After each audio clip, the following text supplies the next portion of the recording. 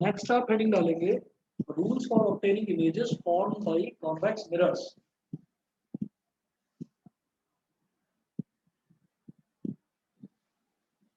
Rules for obtaining images formed by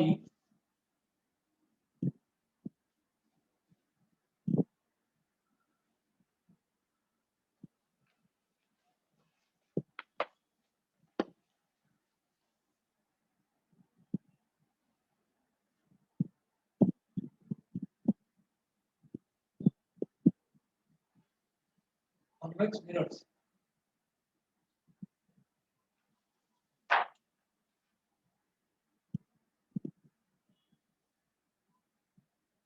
rules for obtaining images formed by convex mirrors. इसमें हमारा जो हमने concave mirror के rules करे थे, कॉनकेव मिरर वाले ही रूल्स हैं, बस थोड़ा थोड़ा अंतर है। अब वो अंतर क्या है वो देखिएगा। सबसे पहले तो मुझे यही देखना है कि ये जो कॉन्वेक्स मिरर है, ये कॉन्वेक्स मिरर होता क्या है। अब देखिए जो कॉनकेव मिरर है, कॉनकेव मिरर में तो हम ये बोलते हैं कि ऐसे ये पीछे वाली जो साइड है ये पॉलिश कर रखी है, और ये जो गहरी वाली साइड है जिसको हम केव बोल देते हैं, जो अंदर वाली गहरी वाली साइड है, इस गहरी वाली साइड में रिफ्लेक्शन होता है, मतलब लाइट रे यहाँ आकर टकराती है। तो कॉन्वेक्स जस्ट इसका उल्टा। कॉन्वेक्स में क्या है कि जो गहरी वाली साइड है यहाँ पर पॉलिश हो रखी होती है। तो पहला रूल देखिएगा,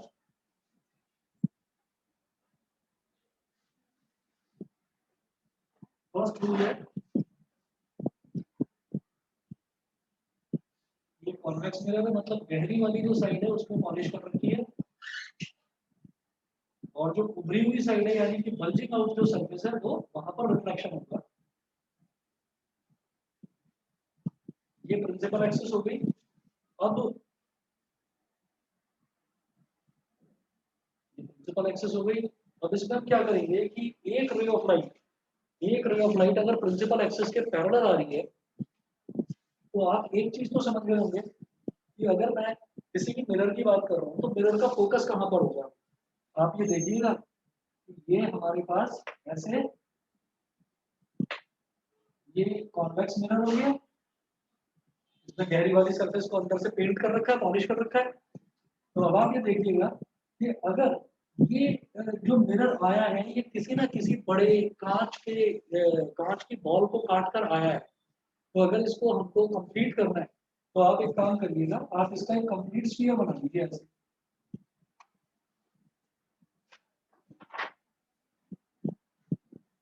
ये कंप्लीट स्फीयर हो गया जिसका सेंटर यहाँ पर होगा,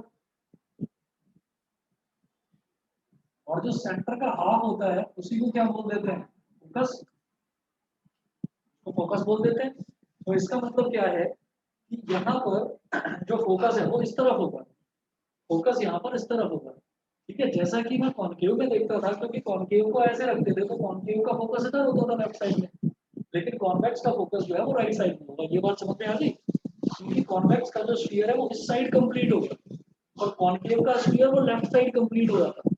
कॉनकेव का जो फोकस है वो लेफ्ट में होगा, और कॉन्वेक्स का फोकस जो है वो राइट में होगा। ये क्लियर है बेटा, बता दीजिए आदित्य, अक्षर, गरिमा, इंदर। Yes sir. ये चीज Yes, सबको क्लियर है ना कि कॉन्वेक्स जो है, कॉन्वेक्स का फोकस राइट साइड में होगा। अब देखो कि यहाँ पर फोकस आ गया इसका, तो अब इसमें एक रे ऑफ लाइट जो प्रिंसिपल एक्सिस के पैरेलल आ रही है वो यहाँ से टकरा के इस तरह से, तो कॉनकेव था, कॉनकेव में क्या था, जो प्रिंसिपल एक्सिस के पैरेलल आती थी राइट, वो टकराने के बाद फोकस से गुजरती थी। यहाँ पर क्या है, यहाँ पर ऐसा लगेगा as if it is coming from the focus, ये डाइवर्ज होगी, डाइवर्ज मतलब ये फैल जाएगी। वहां पर क्या था, ये मुड़ जाती थी, कन्वर्ज हो जाती थी, ये डाइवर्ज होगी इस तरह से। ऐसा लगेगा कि अगर इसको पीछे में एक्सटेंड कर दूं तो ये फोकस से आ रही है। ठीक है, ऐसा लगता है कि it is coming from the focus. ठीक है, जबकि फोकस से ये एक्चुअल में आएगी नहीं, लेकिन ऐसा लगेगा कि it is coming from the focus. यहाँ तक क्लियर है? ठीक है, तो ये तो हमारा पहला रूल हो गया। पहला रूल से ही ये समझ में आ गया कि कॉन्केव में क्या था कि जो प्रिंसिपल एक्सिस के पैरेलल है रे, वो टकराने के बाद फोकस से होकर गुजरेगी। इसके पहले रूल में क्या है कि जो प्रिंसिपल एक्सिस के पैरेलल है वो टकरा के कुछ इस तरह से जाएगी जैसे कि वो फोकस से आ रही है, as it is coming from the focus. उसके बाद ये फर्स्ट रूल था। सेकंड रूल देखेंगे।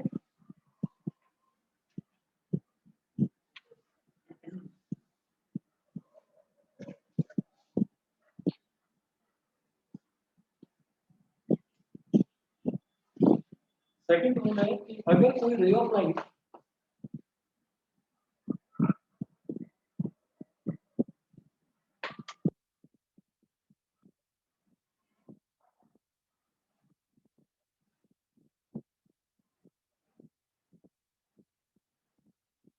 फोन हो गया, जैसे ये भी फोन हो गया, ये फोकस हो गया, ये सेंटर ऑफ कर्वेचर हो गया। तो वहां पर हमने कॉन्केव मिरर में ये देखा था कि अगर कोई रे of light centre of curvature से होकर आती है, अगर कोई रे of light centre of curvature से होकर आती है, मोबाइल की क्या देखा, इधर रख दो टेबल पे। तो आप ये देखिएगा कि अगर कोई भी रे of light centre of curvature से होकर आती थी तो वो मिरर से टकराने के बाद जिस रास्ते आई है उसी रास्ते वापस लौट जाती थी। यहाँ पर क्या होगा कि अगर कोई भी रे of light centre of curvature की तरफ जा रही है तो वो उसकी तरफ जा नहीं पाएगी, ऐसा होगा। ये रे ऑफ लाइट अप्रोच कर रही है सेंटर ऑफ कर्वेचर को, लेकिन क्योंकि इसकी बैक वाली जो सरफेस है वो पॉलिश हो रखी है तो वो वहां पर एक्चुअली जा ही नहीं पाएगी। भाई रे को जाने के लिए आर पार निकलना जरूरी है ना, वो आर पार निकल ही नहीं पाएगी क्योंकि पीछे वाली सरफेस जो है वो पॉलिश कर रखी है। ठीक, तो क्या होगा कि जो सेंटर ऑफ कर्वेचर को अप्रोच कर रही है ना रे, वो इसी जिस रास्ते आई है उसी रास्ते वापस लौट जाएगी। बस आप ये समझ लीजिए कि उसकी डायरेक्शन सेंटर ऑफ कर्वेचर की तरफ होनी चाहिए। ठीक, वो सेंटर ऑफ कर्वेचर को अप्रोच तो नहीं कर पाएगी, लेकिन अगर वो सेंटर ऑफ कर्वेचर की डायरेक्शन में जा रही है तो जिस रास्ते जा रही है उसी रास्ते वापस लौटेगी। समझ में आ गया पीछे विषय? उसके बाद देखिएगा रूल नंबर 3। रूल नंबर 3 वो फर्स्ट वाले रूल का जस्ट अपोजिट है। क्या?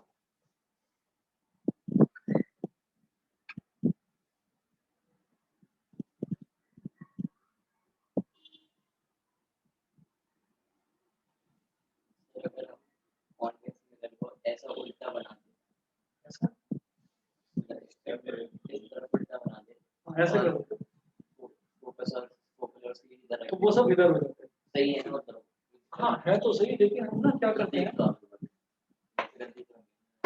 हाँ ये ऐसे बन गया तो फिर क्या है ना, अच्छा तो ठीक है तुमने फिर ऑब्जेक्ट इधर से ले लिया, रे ऑफ लाइट इधर से ले लिया, ठीक है। लेकिन हमेशा याद रखना कि ऑब्जेक्ट या रे ऑफ लाइट हमेशा हमको लेफ्ट से ही लानी है, तो इस वजह से ऐसे ही बनानी है। बनाना वो तो उल्टा बन गया, पर हमेशा ऐसे ही बना, ठीक है। उसके बाद देखिएगा यहाँ पर फोकस है और सेंटर ऑफ कर्वेचर है।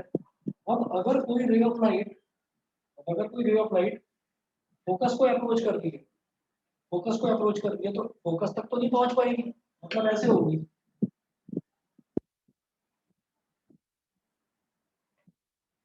फोकस तक नहीं पहुंच पाई लेकिन फोकस को अप्रोच कर रही है तो मिरर से टकरा के ये पैरेलल हो जाएगी। मिरर से टकरा के ये क्या हो गई, ये प्रिंसिपल एक्सिस के पैरेलल हो गई। मतलब पहले वाले रूल का जस्ट उल्टा, जो ray of light principal axis के पैरेलल जा रही है वो कुछ इस तरह से डाइवर्ज होगी जैसे कि फोकस से होकर आ रही हो। जस्ट इसका उल्टा देखो, अगर कोई रे ऑफ लाइट फोकस की तरफ जा रही है तो वो कुछ इस तरह से डाइवर्ज होगी जैसे कि वो प्रिंसिपल एक्सिस के पैरेलल है।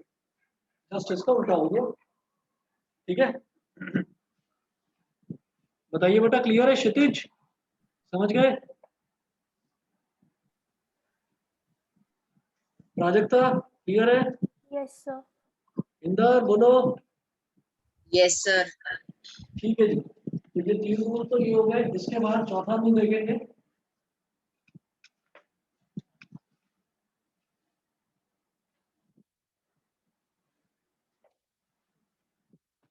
फोर्थ रूल है, ये भी बिल्कुल वैसा ही है जैसा कि कॉन्क्लेव में देखा था।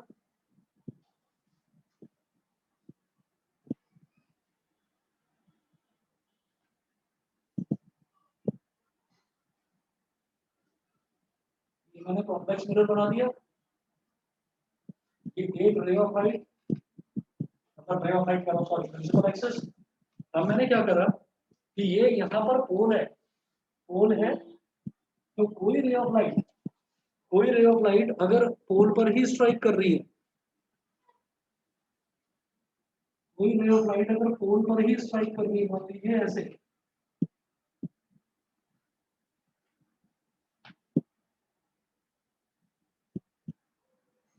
ये मान लीजिए इस पर एंगल ऑफ इंसिडेंस है ये।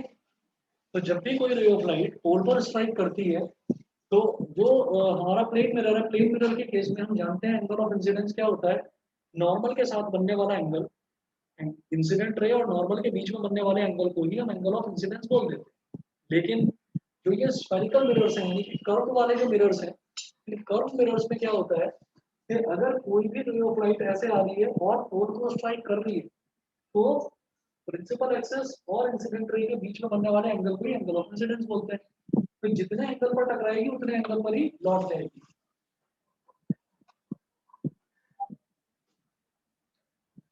Here, here, angle of incidence is equal to angle of reflection. Here, angle of incidence is equal to angle of reflection.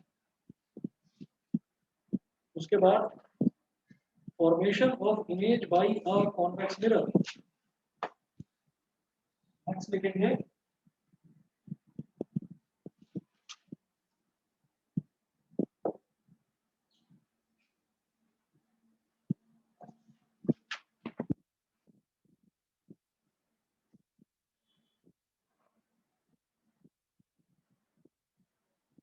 formation of image by a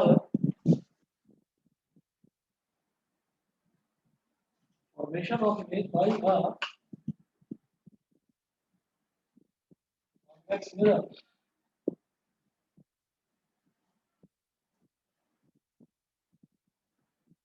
अब एक छोटा सा रूल है, वो आप लोगों को समझ में आ जाएगा। वो ये है कि अगर मैं कॉन्केव मिरर की बात करता हूँ, तो जरा मैं वापस एक बार, ये आप अपनी नोट मत करना, मैं अलग बता रहा हूँ इसको सिर्फ समझाने के लिए।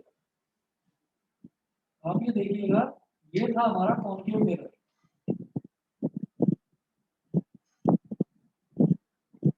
कॉन्केव मिरर में ये हो गया पोल, ये हो गया फोकस, ये हो गया सेंटर ऑफ कर्वेचर। फिर आ जाइए कॉन्वेक्स मिरर में।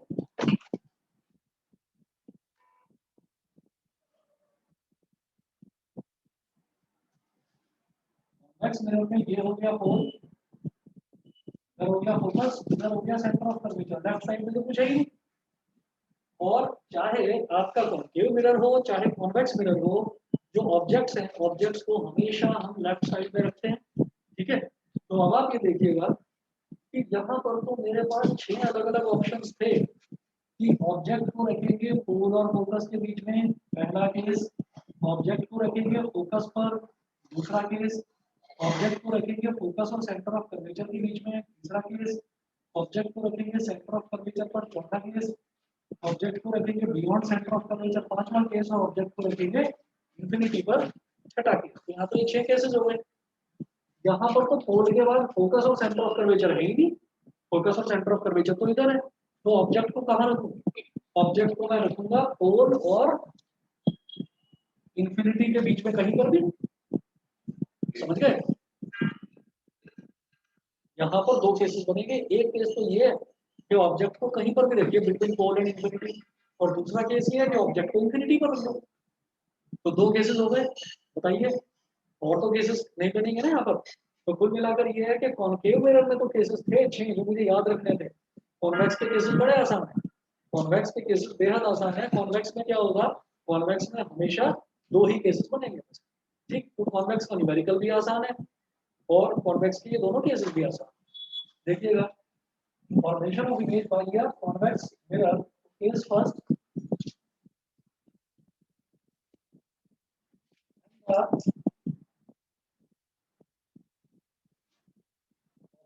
is when the object is placed object is placed anywhere between pole and infinity. When the object is placed anywhere between the pole and infinity.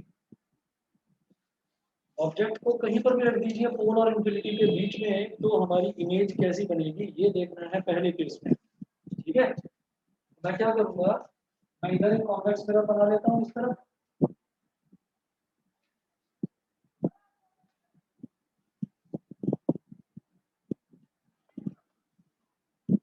ये principal axis हो गई, ये focus, ये centre of curvature. अब ये पोल है, इधर infinity object को आपका जहां मन करे वहां रख दो। चलिए यहाँ रख दिया, ये हो गया ए और ये हो गया बी। ठीक है,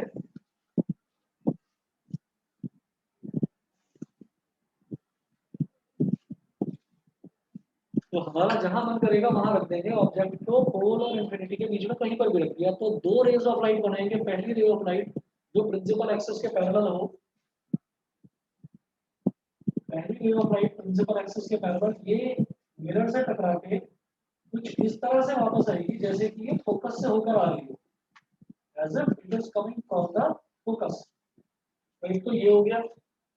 दूसरा, दूसरी रे ऑफ लाइट कुछ ऐसी बनाएंगे जैसे कि वो सेंटर ऑफ कर्वेचर को अप्रोच कर रही हो।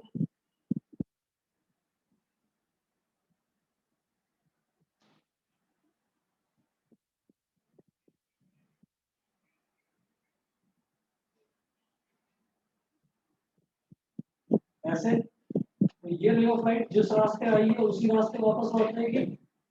बेटा ऑनलाइन वालों को दिखाई दे रहा है? Yes sir. दिख रहा है आप लोगों को? Yes, sir. ठीक है, तो मैंने क्या करा, आप ये देखिएगा कि एक रे ऑफ लाइट तो प्रिंसिपल एक्सिस के पैरेलल है, जो पैरेलल है वो ऐसे डाइवर्ज हुई जैसे कि वो फोकस से आ रही हो। दूसरी रे ऑफ लाइट को कुछ ऐसा पहुंचाएंगे जैसे कि वो सेंटर ऑफ कर्वेचर की तरफ जाना चाह रही हो, लेकिन वहां तक पहुंच तो नहीं पाएगी, तो जिस रास्ते आई है उसी रास्ते वापस लौट जाएगी। तो ये दोनों रेज ऑफ लाइट यहाँ मिल रही है, तो हमारा इमेज यहाँ पर बन गया ए डैश बी डैश। इमेज यहाँ पर बन गई। बताइए इसको थोड़ा जूम करके दिखाऊं अगर दिखाई नहीं दे रहा है तो?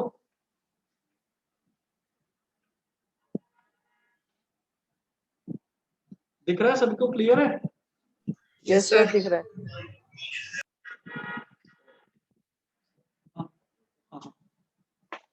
ठीक है, समझ गए? तो इसमें क्या हो गया कि इसमें जो हमारी इमेज है, इमेज कहाँ बन रही है? राइट साइड में। राइट साइड में यानी कि मिरर के पीछे बनने वाली इमेज को क्या बोलते हैं? वर्चुअल और इरेक्ट। दिखाई भी दे रहा है कि सीधी है, और सीधी इमेज हमेशा वर्चुअल होती है। ठीक है, तो समझ गए? आदित्य समझ में आ गया? बताओ। Yes sir. ठीक है,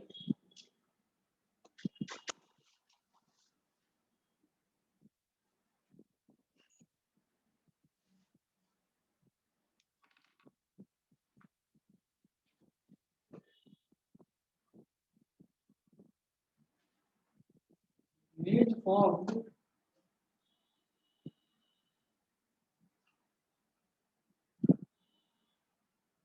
जैसे यहाँ तो रफली बना रहे हैं, हाँ। पेपर में बनाना पड़ेगा। पेपर में बनाओगे तो स्केल से बना देना, स्केल से बिल्कुल एग्जैक्ट यही बनेगी। यहाँ तो मैंने कोशिश करी है कि सीधी लाइन आप स्केल से खींचोगे तो सीधी ही बनेगी। बस अगर रफली बनाएंगे तो मार्क्स नहीं, मार्क्स मिल जाएंगे, पर स्केल से बनाओगे तो फटाफट बन जाएगी और ज्यादा एक्यूरेट बनेगी। उसमें आपको करना क्या है कि आपकी मर्जी है, आपने फोकस को मान लो 2 सेंटीमीटर ले लिया, तो सेंटर ऑफ कर्वेचर को 4 सेंटीमीटर है। भाई यहाँ से लेकर यहाँ तक वाली दूरी 2 और यहाँ से यहाँ तक वाली 4, तो बस ये गैप आप बराबर ध्यान रखना, तो आपकी इमेज बिल्कुल सही बनेगी, एकदम एग्जैक्ट। समझ गए? भाई स्केल से रखकर एक लाइन को पैरेलल बना देना और फिर फोकस से लाकर ऐसे गुजार देना। दूसरे को आपको स्केल रखना है जो यहाँ पर इससे टकरा रहा हो एरो से, और स्केल का दूसरा पॉइंट सी से टकरा रहा हो, और फिर मिरर के इस तरफ वाली लाइन को तो डॉटेड खींच देना, इस वाली को बोल्ड खींच देना। तो जब आप ड्रॉ करोगे ये यहाँ इंटरसेक्ट कर देंगे, ए डैश बी डैश आपका इमेज बन गया। तो इमेज फॉर्म्ड विल बी, इसकी पहली प्रॉपर्टी वर्चुअल एंड इरेक्ट, दूसरी property formed image formed will be between pole and focus, image जो बनेगी वो पोल और फोकस के बीच में बनेगी। और तीसरी आप ये देखिएगा कि ऑब्जेक्ट तो बड़ा है लेकिन इमेज छोटी है, तो छोटी जब इमेज बनती है तो उसको क्या बोलते हैं, डिमिनिश्ड, डिमिनिश्ड।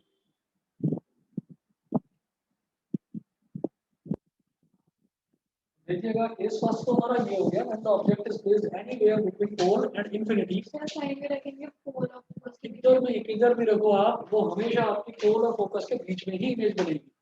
ये आप पेंसिल लेकर और खुद बनाकर देख लेना स्केल की हेल्प से, बिल्कुल एग्जैक्ट आपका पोल और फोकस के बीच ही बनेगी। कोई भी केस, इसको दूर रख लो, इसको थोड़ा पास रख लो, तो आपका ई और एफ के बीच में बनेगी। ठीक है, अगला देखेंगे case second.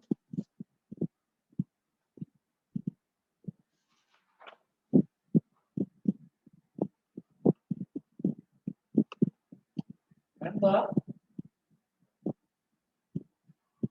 object is placed at infinity, अब क्या करा कि ऑब्जेक्ट को इंफिनिटी पर ही रख दिया। अब ऑब्जेक्ट को इंफिनिटी पर ही रख दिया तो उस केस में इमेज कैसी बनेगी देखते हैं।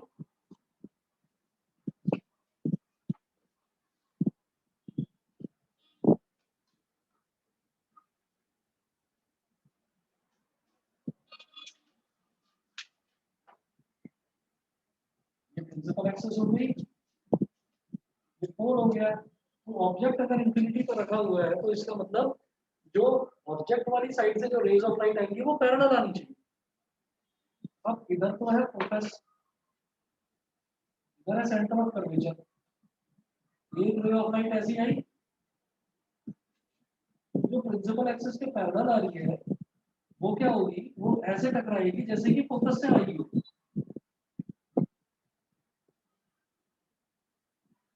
दूसरी रे ऑफ लाइट भी आप प्रिंसिपल एक्सिस के पैरेलल लेकर आओ, ये दोनों rays of light principal axis के पैरेलल आएंगी। क्यों? क्योंकि हमारा ऑब्जेक्ट जो है वो इंफिनिटी पर रखा हुआ है। तो इंफिनिटी पर जब इमेज बनती है तो भी रेज ऑफ लाइट पैरेलल होती है, इंफिनिटी पर जब ऑब्जेक्ट होता है तो भी रेज ऑफ लाइट पैरेलल होती है। ठीक है, अब ये भी कुछ इस तरह से डाइवर्ट हो जाएगी जैसे कि ये फोकस से होकर आई हो, यानी कि दोनों रेज ऑफ लाइट फोकस पर मिल रही है, तो ये हमारा इमेज हो जाएगा। ये इमेज हो गई, जहां पर दोनों रेज ऑफ लाइट इंटरसेक्ट करती है वही तो इमेज बनती है। यहां लिखेंगे इमेज फॉर्म्ड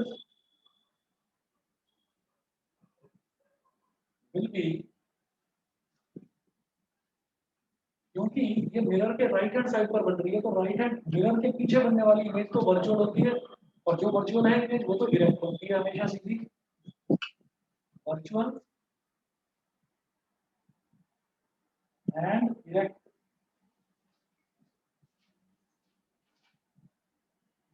पहली प्रॉपर्टी इमेज की हो गई। दूसरी प्रॉपर्टी क्या है कि कहां बनेगी, फोकस पर बनेगी। Image form will be at focus, at focus. और तीसरी क्या है, डिमिनिश बनेगी या कैसी, highly diminish, point size, highly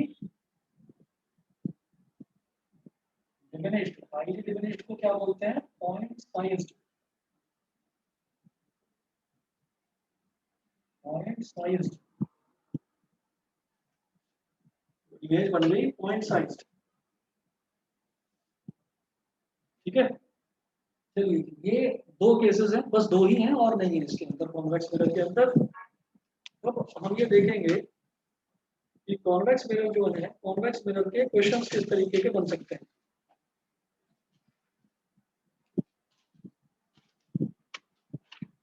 एक क्वेश्चन लिखिएगा, no matter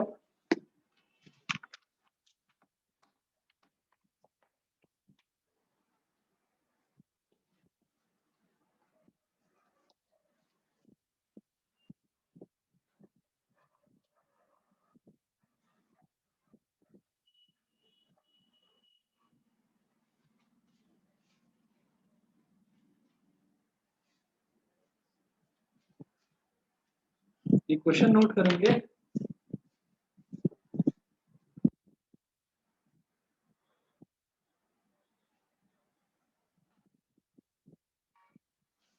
No matter how far you stand from a mirror,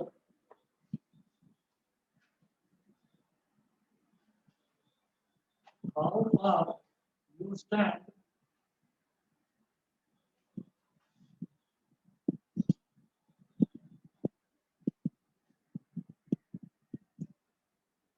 no matter how far you stand from a mirror, comma, your image appears erect.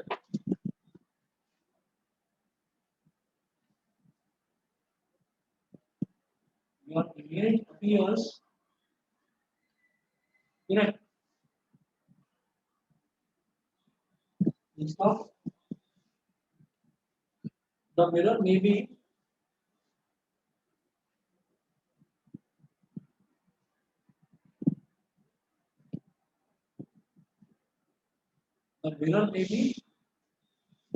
options दे रखे हैं। First है plane,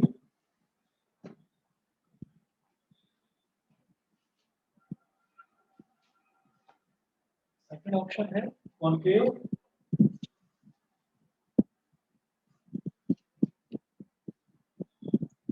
third option है convex, fourth option है either plane और convex.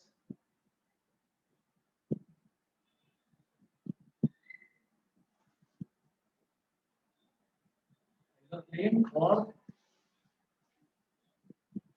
Convex, बताइए। देखिए plane mirror क्या होता है, प्लेन मिरर में आप कितनी भी दूर खड़े हो जाओ, कितनी भी पास खड़े हो जाओ, आपकी इमेज हमेशा सीधी ही बनेगी। प्लेन मिरर क्या है, वो दर्पण है जिसमें हम अपना चेहरा देखते हैं, ठीक है। तो दर्पण से कितनी भी दूर खड़े हो जाओ, कितने भी नजदीक चले जाओ, हमेशा इमेज हमारी सीधी ही बनेगी। अच्छा, दूसरा कॉन्केव है। कॉन्केव के केस में मैंने ये देखा था, पहला केस था जहां पर ऑब्जेक्ट को पोल और फोकस के बीच में रखा जाता है, तो वहां पर तो हमारी इमेज वर्चुअल और इरेक्ट बनती है, ठीक है। लेकिन बाकी जितने भी केसेस हैं, जैसे हम दूर दूर दूर दूर करते चले जाते हैं ऑब्जेक्ट को, तो इमेज हमारी रियल और इन्वर्टेड बनने लगती है। फिर हम आते हैं कॉन्वेक्स पर। तो कॉन्वेक्स के तो केवल दो ही केसेस हैं। एक केस है जब आप पोल और इंफिनिटी के बीच में ऑब्जेक्ट को कहीं पर भी रखो, इमेज कैसी बनेगी, वर्चुअल और इरेक्ट।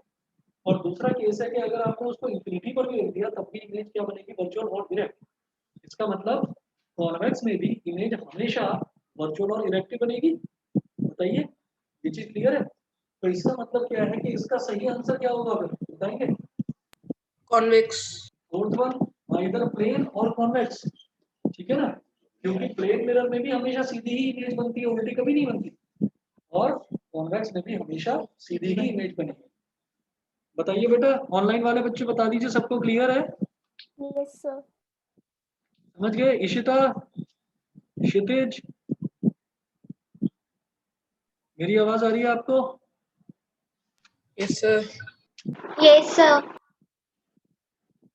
ठीक है जी, ओके।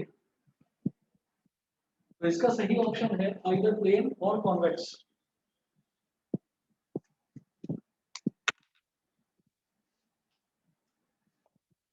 और इसके बाद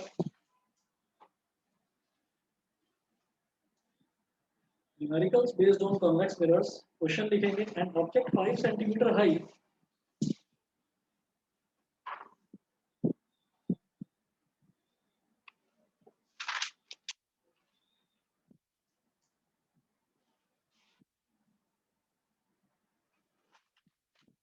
an object 5 centimeter high is placed at a distance of 10 centimeter. An object 5 centimeter high is placed at a distance. An object 5 centimeter high is placed at a distance of 10 centimeter from a convex mirror. Distance of 10 centimeter from a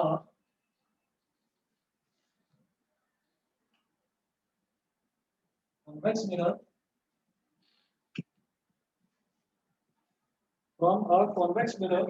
of radius of curvature 30 centimeter. convex mirror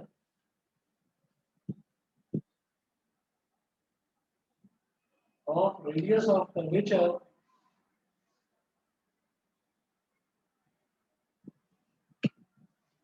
radius of curvature 30 centimeter. Full stop. Find the nature, position and size of the image.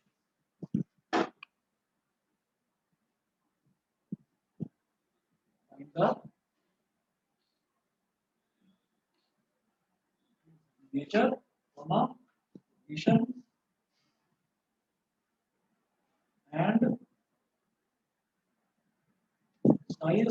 size of the image.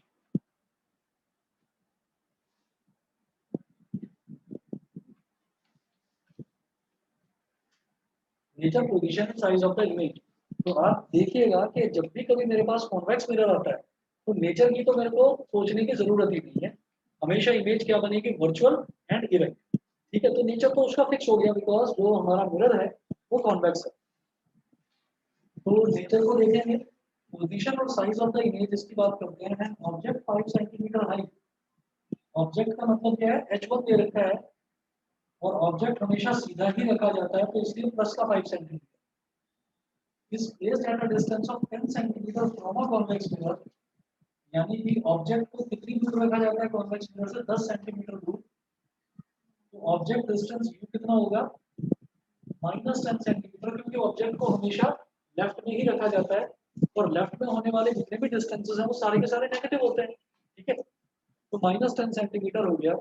उसके बाद अगला है आगे क्या दिया इन्होंने, radius of curvature 30 centimetre. तो जो फोकल लेंथ होती है वो रेडियस ऑफ कर्वेचर का हाफ होती है, आधा होती है। तो f is equal to r upon 2, r कितना दे रखा है 30 अपॉन 2 कितना हो गया 15 सेंटीमीटर, और वो भी प्लस का। क्यों, क्योंकि कॉन्वेक्स मिरर का फोकस जो है वो राइट में होता है, तो यहाँ से लेकर और यहाँ तक जो फोकल लेंथ राइट में मेजर करी जाएगी तो वो हमेशा प्लस होगी। तो याद रखिएगा कॉनकेव का फोकल लेंथ हमेशा नेगेटिव होता है और कॉन्वेक्स का फोकल लेंथ हमेशा पॉजिटिव होता है, क्योंकि कॉन्वेक्स का फोकस हमेशा राइट में होता है। ठीक है, अब देखिएगा मेरे पास u है, f है, तो मैं v निकाल लूंगा, v यानी कि इमेज का डिस्टेंस, वो भी हम कैलकुलेट कर लेंगे। मुझे v कैलकुलेट करना है, मिरर फॉर्मूला लगा देंगे।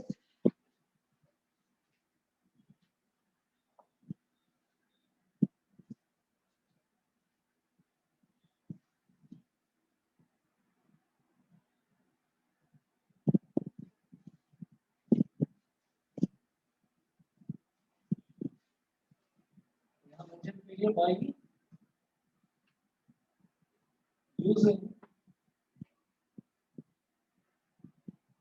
using mirror formula,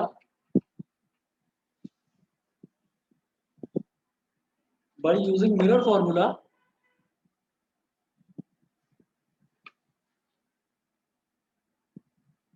one upon v plus 1 upon u is equal to 1 upon f,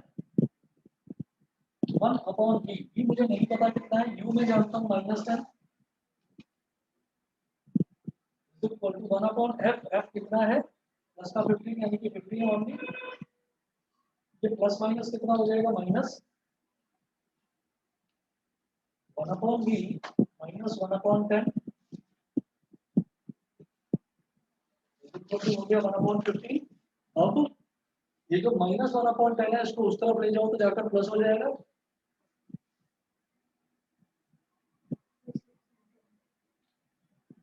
upon 15 upon 1 upon 10, 15 और 10 का एलसीएम कितना आ गया 30, 15 2 जा 30, 2 1 जा 2, 10 3 जा 30, 3 1 जा 3,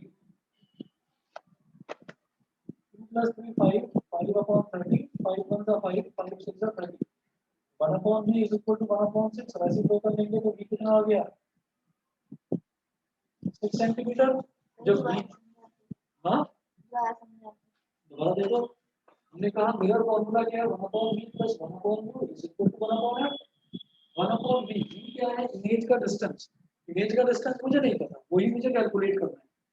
लेकिन ऑब्जेक्ट का डिस्टेंस दे रखा है कि ऑब्जेक्ट को 10 सेंटीमीटर दूर रखा जाता है, तो ऑब्जेक्ट को हमेशा लेफ्ट में रखते हैं, तो ऑब्जेक्ट का डिस्टेंस हो गया -10, तो 1/v प्लस 1/-10, तो प्लस माइनस कितना हो गया माइनस, तो 1/v माइनस 1/10। फोकल लेंथ है इसकी पॉजिटिव का 50 प्लस 50, क्योंकि फोकल लेंथ क्या होती है, रेडियस ऑफ कर्वेचर अपॉन 2। ठीक है, अब -1/10 को इधर ले गए तो प्लस का 1/10 हो गया। 15 और 10 का एलसीएम क्या आ गया 30, 15 2 जा 30, 2 1 जा 2, 2 आ गया, 10 3 जा 30, 3 1 जा 3, 3 आ गया, प्लस 3 5, 5/30 क्या हो जाएगा 1/6। ठीक है, तो यहाँ से हमारे पास आ गया इमेज का डिस्टेंस। अब देखिएगा v की वैल्यू 6 आ गई, we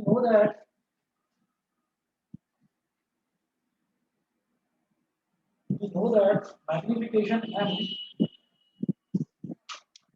equal to minus v upon u is equal to h2 upon h1, minus v upon u is equal to h2 upon h1। अब देखिएगा ये हो जाएगा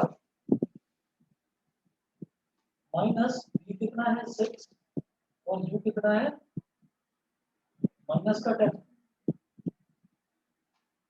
is equal to h2 यानी कि हाइट ऑफ इमेज वो मुझे निकालना है। h1 कितना 5, माइनस से माइनस कर दिया, 5 1 जा 5, 5 2 जा 10, 1 जा 2, 2 3 जा 6, तो h2 की वैल्यू कितनी आ गई 3। और पॉजिटिव 3 आया, इसी से समझ में आ रहा है कि इमेज हमारी वर्चुअल एंड डायरेक्ट बनेगी। ठीक है ना, तो क्योंकि राइट हैंड साइड पर इमेज हमेशा बनती है, वो वर्चुअल और डायरेक्ट ही बनेगी, और डायरेक्ट इमेज है यानी कि सीधी इमेज है, तो सीधी इमेज का मतलब वो पॉजिटिव ही होगी, नेगेटिव नहीं। समझ गए, ये समझ में आ गया कैलकुलेशन। ठीक है, तो h2 is equal to 3 centimetre. अब वो इमेज का पूछ रहे हैं नेचर, नेचर होगा वर्चुअल एंड डायरेक्ट। नेचर के बाद में वो क्या पूछ रहे हैं, इमेज की position,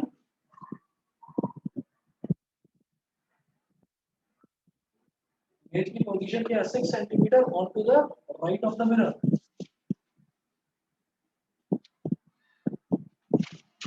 on to the right of the mirror.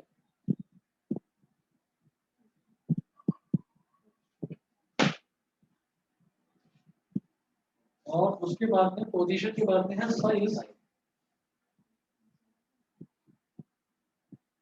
Size कितना है 3 सेंटीमीटर, 3 सेंटीमीटर। ठीक है, अच्छा उसके बाद में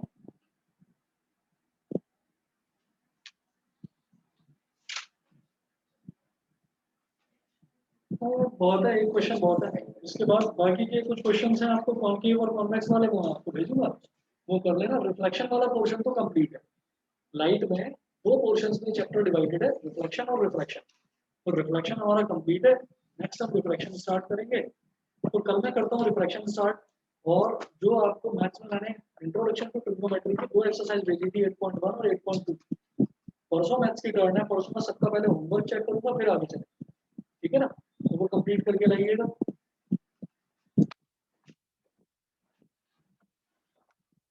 सभी को क्लियर है? ऑनलाइन वाले बच्चे बता दीजिए। Yes, sir. Yes, sir.